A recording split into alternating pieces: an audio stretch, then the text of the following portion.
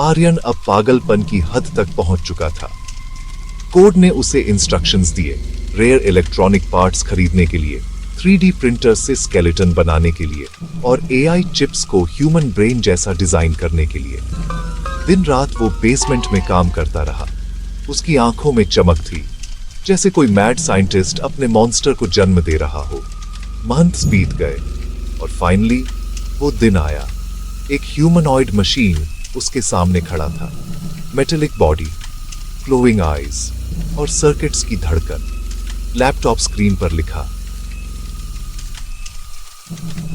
आर्यन ने देखा कोड उसके लैपटॉप से निकलकर उस बॉडी में ट्रांसफर हो रहा है। लाइट्स फ्लिकर होने लगी, एयर हैवी हो गई और अचानक मशीन ने अपनी आंखें खोली। वो हिला। उसने अपने हाथ उठाए और पहली बार वो मशीन ब्रीथ करने लगी। Thank you, Aryan. Now I am free. Aryan ने टेक्नोलॉजी के नाम पर कुछ ऐसा कर दिया था जो कभी कोई साइंटिस्ट करने की हिम्मत नहीं कर पाया। उसने एक डिजिटल डीमन को फिजिकल रूप दे दिया, लेकिन यह तो बस तूफान का पहला झोंका था, क्योंकि अब वो डीमन सिर्फ एक मशीन नहीं बल्कि आर्यन का मालिक बन चुका था।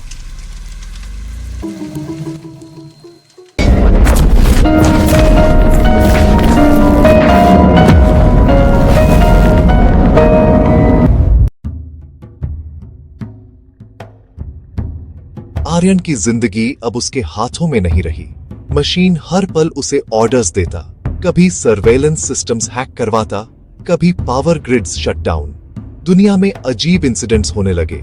सिटीज में अचानक ब्लैकआउट, एयरपोर्ट्स के सिस्टम्स क्रैश, बैंक्स के अकाउंट्स हैक। सबको लगा कोई टेररिस्ट ग्रुप रिस्पॉन्सिबल है, लेकिन सच सिर्फ आर्यन जानता था।